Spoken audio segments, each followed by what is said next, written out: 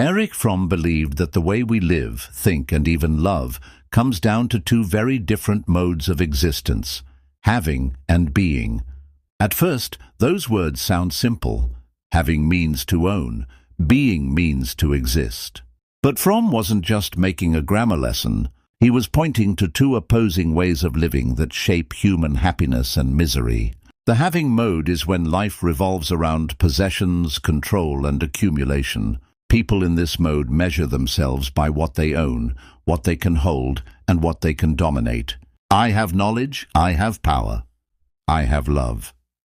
Notice that even something as pure as love gets turned into a possession, something owned rather than something lived. Fromm argued that this way of thinking makes people cling, hoard, and fear loss. Because if your identity is tied to what you have, then losing it means losing yourself. The being mode, by contrast, is not about ownership, but about experience. To be means to live authentically, to share, to express, to participate in the moment without turning it into a possession. When you are in the being mode, you don't say, I have love. Instead, you love. You don't say, I have knowledge. Instead, you understand. Being is active, flowing, alive. It can't be locked away in a safe or stored in a bank account. Fromm gave a striking example. Two students learning the same material. The one in the having mode has knowledge because he memorizes facts to pass an exam. But as soon as the test is over, the facts vanish. They were never truly digested. The student in the being mode doesn't just memorize but engages. He questions, connects, applies ideas.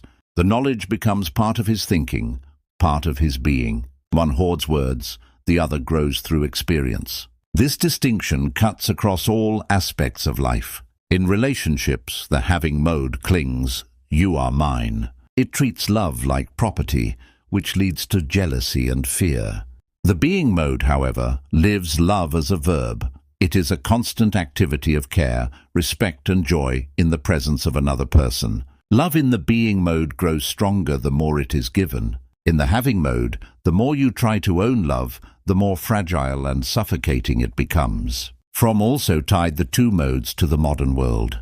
He believed industrial society pushed us into the having mode, teaching people to define themselves by possessions, titles, and consumption.